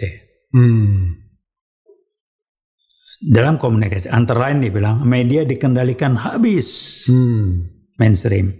Dan kedua, ada yang namanya buzzer. Saya kan nggak tahu apa itu buzzer. Dia cerita, saya ketawa aja, mana ada gitu kan. Sama coba Anda lihat, buzzer pakai dibayar, duit dari siapa? Dana dari mana kalau bukan dana maling? Makanya impor rajin. Tidak mungkin dipakai dari dana resmi. Nggak mungkin. Pasti dana belakang itu. Dan masing-masing elit itu ada buzzernya gitu. Selain buzzernya kekuatan yang formalnya. Itu di tiap grup WhatsApp itu masih ada buzzer masuk. Ada yang terang-terangan terbuka, ada yang nyudi, semua grup. Oh ini apalagi di channel ini. Wah ada itu ya. Oh banyak buzzer. Pokoknya ada yang namanya langit biru, ada yang namanya pokoknya kerjanya ngatain aja pokoknya. Iya nggak apa-apa cari makan. Iya. Dia kalau nggak ngatain nggak dapat duit. Karena coba kita lihat di mana yang tukang ngatain nggak muncul. Haran kakak pembina. Kalau cari makan, kalau saya bilang kasenin aja lah. Iya. Dia cuma bisa cari makan. Ada langit biru namanya. Termasuk jadi WA bahkan mereka WA pribadi. Betul. Itu kadang-kadang mereka ini kan karena mereka percaya diri, mereka nggak akan disentuh. Oh iyalah. Nah, itu yang membuat mereka percaya diri untuk ngantem orang. Ya iyalah, tahu apa ditangkap, dilapor polisi enggak kan? Iya. Gitu. Tapi kalau yang ini Roy Surya ini langsung diproses, vonis. Kalau dia gone with the wind. Ya, masih didalami gitu. Saya cuma bilang teman-teman di UI udah nunggu nih, nunggu waktu aja nih Bang katanya. Nunggu trigger silakan saya bilang. Saya bukan apa umur gue udah segini, umur kan baru 35. Kalau umur sebetulnya masih ya semangat 35 lah. Tapi gitu. Saya shock ternyata 78. Untung orang yang pernah naik ke loteng ini tidak hanya yang 78, 80 pernah. Kiai Haji Suyuti Toha. Wih, mantap itu. Itu malah 2 kali. Wah, aman. Oke. Gitu. Coba kita bacakan lagi Prof beberapa hal ya. Yang bertanggung jawab terkait hukum, politik, dan stabilitas adalah Menko Polhukam. Channel ini berani nggak undang Mahfud MD? Jadwalkan dong. Ini bukan soal berani nggak mau nggak Pak Mahfud? Nah iya betul. Bukan soal berani nggak berani. Dulu Prof Mahfud terus terang teman saya. Waktu kenal dekat ya? Iya kenal dekat. Waktu saya promosi, saya minta khusus dia menguji saya, ya kan. Kemudian sebelum dia masuk MK, saya MK duluan. Betul. Ya, saya yang sempat mengadukan kalau ada mafia peradilan di MK. Cuman penanganannya yang kurang mulus. Malah saya yang mau dikriminalisasi. Saya ikutin juga. Untungnya Akil Muhtarnya tertangkap 3 tahun kemudian. Jadi orang percaya kalau itu. Kalau enggak, Refli Harun ikut di kerangkeng kan. Iya. Jadi kayak gitu. Dan hari ini juga ada yang begitu di MK kan ada vonis palsu itu pertimbangannya diubah kan. Dan memang state captured juga sudah. Jadi sudah captured by the state ininya hakim-hakim ini. Jadi nggak bisa juga dia ngapa-ngapain. Kalau saya sih lihatnya sederhana lah ya. Coba Anda lihat. Lembaga atau institusi penegak hukum semuanya di bawah kendali. Polisi di bawah presiden. Iya. Kejaksaan Agung di bawah salah satu partai kan gitu ya. Nah ini yang kehakiman segala macam ini menterinya ya tapi belum bisa mengendalikan penuh kan. Karena kehakiman ada beda tapi dicoba dikendalikan. Saya pernah ketemu hakim ngomong yang waktu itu kasus apa ya? Lupa saya. PLN apa Pak Edi Widiono macam-macam.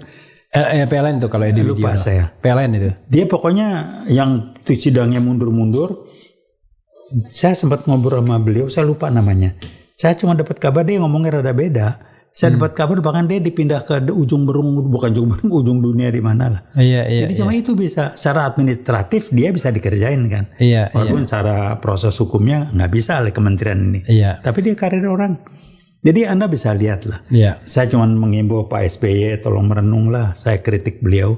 Waktu beliau jadi presiden kan rumorsnya saya dengar. Beliau janji periode kedua Polri tidak akan dibawa presiden. Janji. Kalau emang betul. Akan dibawa presiden. Tidak dibawa presiden. Tidak dibawa presiden. Oke. Itu kan nggak benar itu polisi dibawa presiden. Iya. Jadi kayak sekarang. Nah ini dimanfaatkan. Jadi saya bilang. Tapi sebenarnya memang.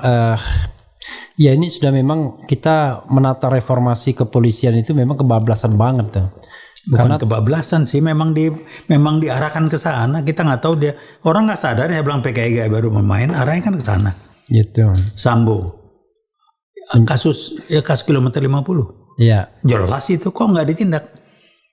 Padahal itu ya makanya dia bilang. Ya Poldanya nggak ditindak. Kata buta tuli tolol kata si Anu itu. Kan yang terlibat tangan kanan Sambo. Iya. Kan hadir di sana lagi tampil paparan. Yang Hendra ya. Hendra, kok nggak ada apa-apa? Jelas kan? Dia ngaku gini, ada tindak lanjut kak? Enggak. Kapolri, saya cuma bilang saya prihatin. Beliau punya keterbatasan Kapolri kan. Jadi ya udahlah gitu. Kemudian Densus 88. Teroris mesti Islam. Jadi memang diarahkan ke sana. Jadi Islamofobia dari itunya si Bush Amerika dimanfaatkan dengan ISIS-nya itu. Karena yang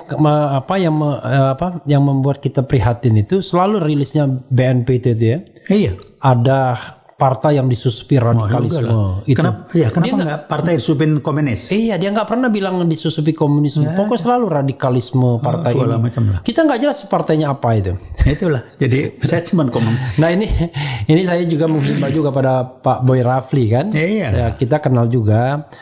Ya kadang-kadang kalau kita bicara tentang good governance, clean government itu kan ada tadi yang ada dua jenis tadi kan, ada yang ideologis, ada yang pragmatis. Iya.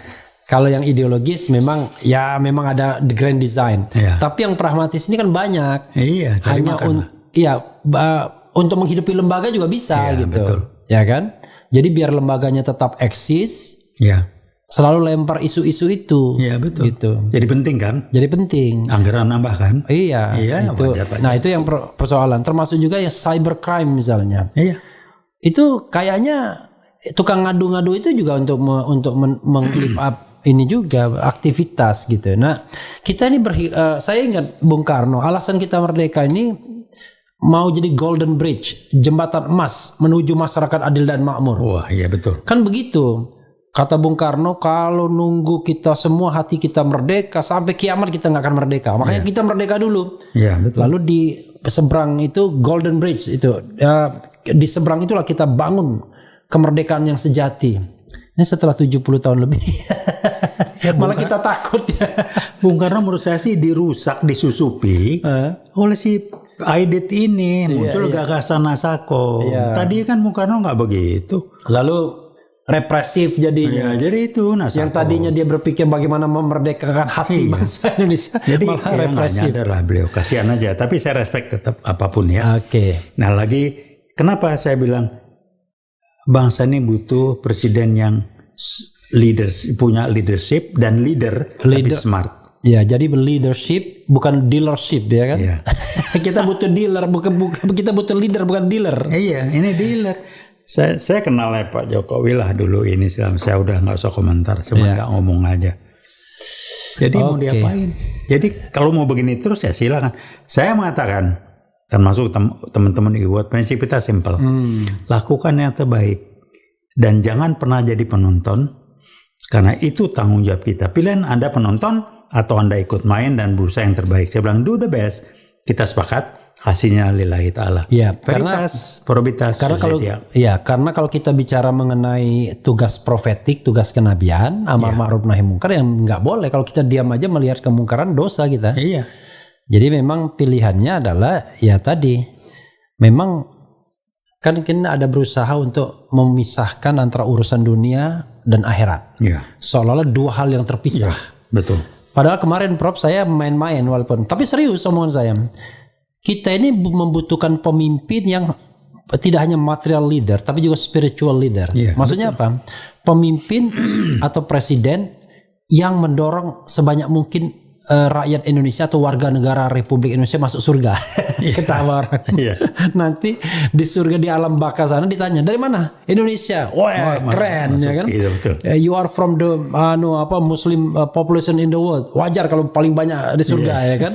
Jangan sampai kemudian kita Islam paling banyak tapi di neraka semua. Walaupun kesannya main-main, maksudnya serius. Itu kan ada kaitannya hablum minallah hablum minannas itu satu two side in one coin. Iya, jadi betul. Iya, nggak bisa. Nah, tapi oleh komunis gaya baru termasuk para buzzer-buzzer ini mau dipisahkan. Iya, harus. Jadi karena dia tahu ini kekuatan ideologis kanan ini, kalau sudah bilang Allahu Akbar, mati pun gak ada masalah. Karena dasarnya belief. Iya, belief. Kan hukumnya begini, saya belajar ginian lah ya. Orang yang melakukan satu dasarnya keyakinan, kekuatannya sama dengan 100 atau 1000 orang yang melakukan sesuatu berdasarkan kepentingan. Yang satu dasarnya transaksional, hitung-hitungan gue dapat apa. Yang satu gue melakukan karena keyakinan. Nggak akan sama. Nah satu lagi barangkali saya mengatakan, ini bidangnya saya belajar. Tuhan itu menciptakan ini di Dana Zohar mengintroduksi yang namanya kecerdasan spiritual. Dia adalah induk sumber dari semua kecerdasan manusia. Harusnya disebut Dana Zohar mengatakan the age of intelligence. Harusnya IQ kita pun basisnya SQ. Apa? Kita bisa ini, pinter ini. Sekolah tinggi-tinggi tujuannya buat apa? Buat memberi manfaat orang lain. Sebaik-baiknya manusia ada yang bermanfaat. Untuk transaksional itu IQ. Anda IQ baik sama orang belusukan masuk ke tujuannya buat promosi dapat tepukan atau karena supaya lu beri manfaat orang lain. Nggak bisa bohong. Nah kalau basisnya tidak SQ ya kayak sekarang. Jadi jenjang akademis, profesor ini, termasuk gue jadi profesor kan. Iya. Itu buat keren-kerenan. Iya. Tolong tanya diri Anda, apa yang sudah Anda berikan, apa yang sudah Anda kontribusikan buat kemanfaat orang banyak dengan titel jabatan Anda. Tolong jawab itu, tulus ikhlas. Kalau enggak SQ base. Kalau enggak SQ base hitung-hitungan. Transaksional ini cuma pilihan kok. Nah, bangsa ini dibikin kacau karena dibikin transaksional lebih dihargai. Iya. Jadi menteri dan anak-anak sudah diajarkan untuk transaksional oleh orang tuanya, bahwa Anda kalau sekolah bukan tujuannya masuk surga, tujuannya jadi kaya secara material. Betul. Maka orang yang berhasil itu adalah orang yang kaya, orang yang duitnya banyak. Kalau mobilnya punya Rubicon. Iya. Alfa. Lalu rumahnya gede di di Permata Hijau. Ya, kira-kira gitulah. itu materialisme itu kadang-kadang saya kan pernah misalnya melihat YouTube katakanlah YouTube yang saya kenal itu selalu mengatakan Anda sukses. Tapi ukuran sukses itu selalu ukurannya materi. Nggak benar itu. Iya, jadi ini usia sekian, punya ini, punya itu. Akhirnya yang terjadi apa? Anak-anak ini menghalalkan segala cara kayak PKI juga untuk mendapatkan uang itu. Iya. Bila perlu korupsi nggak ada masalah. Dan mereka ukuran sukses apa sih? Happiness harusnya. Iya. Happiness itu hanya bisa dicapai kalau kita hidup dengan prinsip-prinsip hidup basisnya SQ. Iya. Kalau kita melakukan sesuatu sesuai dengan nilai-nilai hidup, prinsip hidup kita basisnya SQ, kita akan dapat happiness. Gak ada konflik batin. Gak ada konflik batin. Jadi orang gue konflik batin sistem nilai lu yang ada. Jadi saya ingat almarhumah kakak saya tahun lalu meninggalnya, ya mudah-mudahan Allah SWT menerima ya. Dia selalu nulis ketenangan itu awal kebahagiaan. Betul. Jadi memang kalau kita mau bahagia kita tenang dulu jiwa dan raga kita. Tenang gitu. Kalau SQ kita jelaskan nilai-nilai kita. Paling gampang kan kalau kita ada salah takut kita. Iya, ini kan enggak. Gitu. Jadi sekarang kan muncul yang berkembang nih konflik nilai di masyarakat. Yang satu mengatakan Anda itu baru korup, Anda itu baru maling kalau ketahuan dan divonis pengadilan Anda maling. Ya. Kalau enggak Anda enggak maling. Coba Anda bayangin dikembangkan nilai begini mau jadi maling ya maling. Dan kemudian dibungkus dengan prinsip hukum yang namanya azas praduga tak bersalah. Itu udah. Saya bukan orang menyerah gue, tapi kayak begitu kan. Dan itu lebih gawat lagi. Sudah orang itu ditangkap, ya kan? Misalnya praduga tak bersalah. Ya, kan? Tetap aja azas praduga tak bersalah. Tapi Gus Nur dikerangkeng, dikurung di tempat sempit, pakai azas praduga bersalah. Alvin Lim, praduga gitu. Ya kira-kira gitulah. Jadi ya itulah memang. Kita bacakan lagi, Prof ya. Walaupun secara tidak langsung ini sudah 1 jam 13 menit kita. Saya bergantung Prof aja. Saya nurut aja lah. Oke. Assalamualaikum warahmatullahi wabarakatuh. Nggih Bang RH saya menyimak. Bang Taufik, Bung Refli sukses dan semangat. Wah, enak juga walaupun usia senior dipanggil tetap Bang ya. Tapi bukan Taufik yang satunya. Ini Taufik yang lain ya. Sepakat dengan mengangkat komunis gaya baru yang memang fakta tampak jelas. Gejala dan tindakan sudah jelas terjadi, cuma masih melakukan persiapan untuk mengkudeta negara di saat situasi bangsa terjadi perpecahan, dan saat itulah gerakan nyata akan muncul di Republik ini. Siap. Kenapa? Kemudian kenapa Pak Harto tidak diculik? Berarti terlibat. Kami jawab KPD PKI. Ketika Jenderal Nasution lolos dari PKI, beliau meminta Pak Harto menghadap. Realita Pak Harto menyelamatkan Jenderal AH Nasution. Itu pendapatnya. Presiden 2024 berjiwa Pancasila, berwawasan Nusantara, faham kultur budaya Indonesia yang penerus Jokowi. Maksudnya ini ada pendapat ya. Yeah. Banyak londo ireng. Oga Ahmad jadi penerus Jokowi. Ada juga yang menganggap namanya pro kontra. Sangat banyak PKI gaya baru muncul di media dengan mengupload video putar balikan fakta sejarah dengan sekarang ini untuk mendoktrin, menyerang otak masyarakat. Khususnya kami pun terperangkap itu ya. Mudah kok mengetahui neo PKI, ciri-cirinya ketika dikit-dikit ngomong kadrun. Ya, itu aja. Tapi gini ya, Prof ya.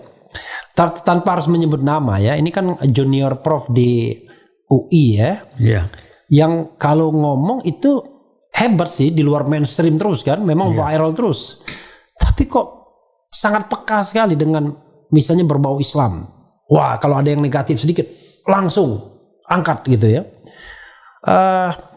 Kalau saya udah bilang begini, kenapa channel ini kritis? Karena saya bilang konsep saya ini hukum tata negara, konstitusi, yaitu menjalankan hak sebagai seorang warga negara, yaitu menyampaikan pendapat, gagasan dan kritik.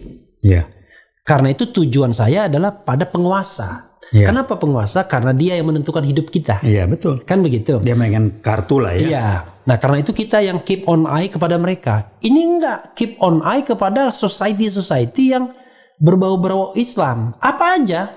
Bahkan KM50 misalnya diolok-olok gitu. Terima kasih kepada Polri atau Polda Metro yang sudah mengantarkan bertemu dengan 70 bidadari. Itu kan mengoyak rasa. Sesuai itu arahan gitu. Kakak pembina. Kan duitnya dari sana. Udah gampang lah bacanya. Gitu aja ya. Kalau saya gampang. Kalau dia mengantem Islam, merusak Islam, memperlemah adu domba TNI, udahlah dia PKI. Minimal dia pendukung PKI, sadar tidak sadar dia dipakai oleh PKI. Udah gampang, nggak usah ngeles lah. Itu kata-katanya ya. Sadar tidak sadar. Sadar ya? Tidak sadar. Ya. Belum makanya tentu saya dia katakan, PKI, belum tentu. Ya mungkin cari makan doang. Cari makan, tapi dia jadi tangannya PKI. Iya, karena PKI-nya ngumpet di bawah kan. Iya, karena dia berani muncul di permukaan dan dapat sesuatu lah, dapat sesuatu dan punya keyakinan bahwa dia nggak diapa-apain. Iyalah, dia kan dapat bayaran, udah diatur itu. Iya, oke. Jadi gampang-gampang aja bacanya kok kalau mau baca. Kemudian apa lagi nih ya? Tokoh sing sering ngemeng PKI itu Gatot Nurmantio. Sewaktu jabat panglima yang bersangkutan bisanya nangkap angin doang. Ini ada yang ngata-ngatain gitu biasa ya? Iya biasa lah. Apakah ada partai yang tahu PKI itu sendiri di partainya? Terus saya dengar PKI gaya baru itu lebih bahaya karena sudah masuk sendi-sendi pemerintahan. Apa benar, Bung Prof? Ya, silakan Prof. Jadi sebenarnya gini, orang akan tanya daya rusak, ya. Iya. Jadi menurut Prof ini daya rusak PKI gaya baru ini seperti apa? Sekarang gini, untuk bisa tahu, mari kita bandingkan dengan pemerintahan antara SBY, situasi sebagai bangsa negara amburadul mana sekarang ini? Satu itu bandingannya gampang. Jadi secara objektif. Objektif kita bandingin aja. Korupsi, saya nggak bilang dulu nggak ada, tapi sekarang kan udah gila-gila dianggap biasa. Sampai menterinya, saya sebut Menteri Keuangan, ngirim pesan yang tidak langsung tersirat. Kasarnya korupsi nggak apa-apa asal jangan pamer. Itu jadi, kan pesan tersiratnya disampaikan ditangkap publik begitu. Dan akhirnya semua institusi bilang begitu. Nggak boleh pamer. Jadi yang nggak boleh pamer bukan korupsi. Itu kan begitu. Apa nggak rusak? Dan kenapa? Ini hukum manajemen saya pakai. Mau debat boleh. Kualitas suatu organisasi dari yang terkecil sampai yang terbesar, terkecil itu keluarga, yang terbesar itu bangsa dan negara adalah cerminan kualitas orang nomor satu di organisasi tersebut. I see. Gampang kok bacanya. Anda baca buku apa aja lah. I see. Jadi kalau kualitas keluarga ini anaknya ngawur, itulah kualitas orang nomor satu di sana. Ini normal ya di luar nabi-nabi nih. Nah. Kualitas masyarakat, desa, kualitas desa kayak apa? Lihatlah kualitas kepala desa. Nah bangsa ini, lihatlah kualitas orang nomor satunya. Kan saya ngalamin zaman Bung Karno, saya ngalamin zaman Pak Harto, saya ngalamin zaman Habibie, Gus Dur, terus kok jadi beda? Karena orang nomor satunya beda. Nah sekarang apa ciri-ciri PKI lagi? Tanpa sadar. Kalau apa jelek, Orla yang jelek itu. Orla itu yang nggak benar. Pernah disebut nggak? Karena PKI mengatakan paling salah itu Orba. Kenapa? Orba lah yang menghancurkan PKI. Balas dendam ini kan tersirat, orang nggak nangkep. Karena dia ngalamin zaman Orla kayak apa. Hidup kita susah. Bung Karno saya mengatakan sayang. Dia terakhir disusuin PKI dengan konsep nasakomnya, kecemplung dia. Tadinya luar biasa. Kita disegani, kita ditakuti. Dua presiden yang membuat bangsa ini disegani dan ditakuti, Bung Karno dan Pak Harto. Dialah leader. Gus Dur sih ya leader tapi waktunya pendek. Bentar. Dua inilah yang lain maaf bukan leader. Ya belajar gituan. Kau tanya apa dasarnya? Gampang, ada ciri-cirinya kok. Apa ciri-cirinya leader? Orang trust dan respect. Walaupun kita berseberangan tapi kita respect. I see. Nah, kalau yang bukan leader nggak akan mampu. Yang bukan leader itu mainnya di sistem, aturan, hukum. Itu bukan leader. Leader manusianya, mindset orang yang digerakkan. Iya. Aturan bisa lemah, tapi leadership kuat ya. Iya, jadi orang nurut tuh karena respect, karena trust. Bukan karena ya transaksional, enggak lah. Ya ini udah amburadul lah, bandingin aja. Saya mengatakan mau diskusi boleh, nanti Bung Refli siapin tempat kita ngomong, boleh diskusi. Iya, jadi bidang saya loh ya, jangan ngomong yang di luar kompetensi saya. Jadi sahabat era sekalian, apalagi yang kita banggakan hidup di era reformasi ini, kecuali bahwa kita masih ada ruang bagi demokrasi menyampaikan pendapat. Tapi kalau itu pun dikriminalisasi, direpresi, ya sudah, kita balik kepada zaman totaliter ya, otoritarianisme. Jadi kita ingin bahwa siapapun yang berbeda pendapat ya dan keberatan dengan apa-apa yang dilontarkan di sini, ya silakan datang, ya kan? Ya, betul. Silakan datang, silakan bikin statement tandingan atau video tandingan, boleh, saya muat juga. Iya, silakan, betul. Jadi mumpung kan teknologi mempermudah kan? Saya nggak mau datang, saya mau ngomong sendiri, ngomong aja pakai handphone. Iya. Nanti saya muat di sini. Jadi itu jauh lebih baik dan mencerdaskan sebagai bangsa. Dan para penegak hukum ya jangan baperan. Iya. Cepat sekali misalnya menindak ini, menindak itu. Ada baru-baru ini kan ada isu seorang pejabat, itu sebenarnya adik angkatan saya sendiri. Yang menerima, dianggap ada kaitannya dengan penerimaan gratifikasi atau suap dan lain sebagainya. Tiba-tiba reaksinya cepat sekali kan? Dan ketika laporan balik, cepat banget dijadikan tersangka orang yang dilaporkan itu. Nah ini menurut saya, ya kita harus, patokannya harus good governance, clean government.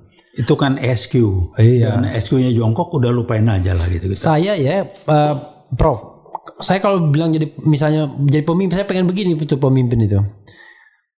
Kalian saya angkat jadi menteri untuk membantu saya. Ya. Kalau kalian dihina warga negara Republik Indonesia yang kalian harus layani, kalian diamkan saja. Nggak usah, itu hak mereka. Tapi kalau kalian tidak tahan, kalian berhenti jadi menteri, itu laporkan kalian ke polisi, tapi Anda sebagai warga negara biasa juga. Mestinya kan begitu kan? Yeah. Jadi ada equal treatment jadinya. Betul. Kalau ini misalnya ada menteri ngaduin warga negara biasa, lalu ngaduin polisi di bawah kekuasaan eksekutif, kan nggak imbang jadinya. Jenaka lah. Iya. Kan gini hukum di manajemen tuh. Kenapa saya mengatakan kualitas ini adalah gambar? Karena yang angkat pembantu-pembantunya orang ini. Iya. Pembantu benar nggak benar kan dia milih. Iya. Kalau sekarang gini, ini nggak usah ngomong manajemen nih. Iya. Menteri ikut saingan jadi ketum PSSI. Iya. Bedakan ya, PSSI cabang olahraga dengan ketum misalkan tenis meja itu beda. Iya. Kok ngurusin begituan ya? Kok presiden diam aja? Iya. Padahal sebelum tidak boleh ngerangkap, terus kemarin kemana aja gitu. Jadi dan tidak hanya itu, Prof. Di dalam Undang-Undang Kementerian Negara itu jelas larangannya. Nggak boleh kan? Tidak boleh merangkap organisasi yang dananya baik seluruh maupun sebagiannya itu bersumber dari APBN dan atau APBD. Tapi Menteri Sri Mulyani katanya jabatannya 30 apa gitu. Makanya saya tanya. Tapi dapat honorarium. Saya udah diem aja itu. Makanya saya bilang 30 itu ada kemungkinan ex officio. Nah kalau ex officio oke, tidak terhindarkan. Kalau dia jadi anggota DPR berarti MPR juga. Yeah. Yang kedua karena undang-undang oke. Tapi yang agak susah ini 3 ini. Karena mau melindungi sesuatu. Kan biasanya gitu kan, atau tambahan tambahan penghasilan. Kan gini, saya ketemu dengan salah satu menteri BUMN, udah nggak lagi lah. Yeah. Dia cerita, emang dia dapat titipan dari nomor 1 untuk menaruh orang jadi komisaris. Yeah.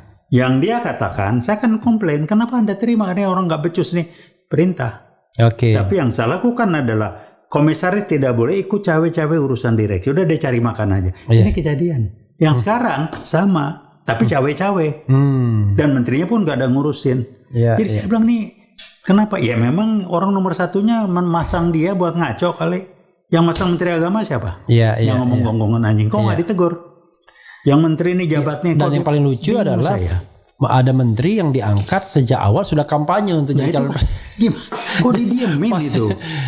Malah di endorse, bukan hanya didiam tapi di endorse malah. Jadi saya bilang ya udahlah, saya cuma mengatakan ke teman, untung gue udah nggak ngajar lagi di fakultas. Kalau gue ngajar organisasi ataupun manajemen, gue nggak jawabnya susah gitu kan. Kecuali gue bilang itu ngaco. Jadi kan nanti kalau Prof ngajar manajemen, anak muridnya tanya, best practice-nya di yang mana ya? Nah itu kan susah. Saya kan bisa praktisi. Cuma teori doang on the paper di atas kertas. Kacau. Jadi kalau saya misalnya bicara tentang, memang paling ribet di Indonesia ini adalah conflict of interest. Orang nggak paham yang namanya conflict of interest itu, seorang malaikat pun nggak boleh. Contoh misalnya, Ketua MK mengatakan, apakah karena kedekatan keluarga menjadikan integritas kita? Enggak, kita enggak mempermasalahkan integritas Anda. Tapi bahwa seorang malaikat pun kalau ada conflict of interest itu harus mundur. Ya nggak boleh itu. Karena bias pasti, sekecil apapun bias. Nah, walaupun dia meyakinkan tidak akan bias, tapi orang yang mencari keadilan udah nggak percaya. Kita terus terang saja, kalau urusan pemerintah nih, undang-undang omnibus law, kan udah jelas ngaconya, membangkang putusan MK. MK suruh buat perbaikan dalam 2 tahun, tiba-tiba bikin perpu. Tapi saya separuhnya aku yakin MK nggak akan batalin tuh, bro. Iya pasti. Udah pasti. Jadi itu soalnya itu yang biar sekalian aja Ketua MK dengar ya. Jadi Anda kalau dalam wilayah conflict of interest nggak bisa. Sehebat apapun, walaupun Anda mau jadi malaikat sekalipun, kecuali kalau Anda mau langsung memutus. Begitu Anda tidak nurut, Anda langsung dipotong langsung. Karena gini, budaya kita, nanti kalau bicara Amerika, budaya kita secara sebagai bangsa itu berseberangan atau tidak sama dengan Amerika sebagai bangsa. Amerika singkatnya katakan people follow the system. Jadi kalau sistem dibangun, orang ngikutin. Maka di Amerika patroli polisi 2 orang, kalau nggak benar ya dia yang temennya ngelaporin juga. Di kita nggak bisa. Sistem follow the people. Orangnya dulu sepakat, baru sistem itu dikerjain. Karena sistem adalah formalisasi dari kesepakatan manusia-manusianya. Di kita begitu, makanya nggak boleh ada keluarga, nggak mungkin. Nah, contoh perilaku anak ke orang tua di Amerika nggak sama dengan perilaku anak dengan ke orang tua di Indonesia misal. Karena memang values-nya beda. Saya nggak ngomong dari mana sumbernya, tapi faktanya begitu. Di Amerika anak bisa gugat orang tuanya. Dan bisa itu maki-maki juga boleh. Dan itu lazim aja. Di kita kan, lu kurang ajar, nggak benar. Dia usia 18 tahun dia bisa mengatakan no kepada orang tuanya, gitu. Dia maki orang tua juga boleh kok. Nah ini kan beda. Di kita enggak gitu, enggak paham gitu. Jadi ya udahlah, suka-suka kalau orang Medan bilang. Jadi kadang-kadang kita doa Allahu Akbar ya. Oke. Siap. Oke nih, ada mulai ada nih PKI Gaya Baru sini.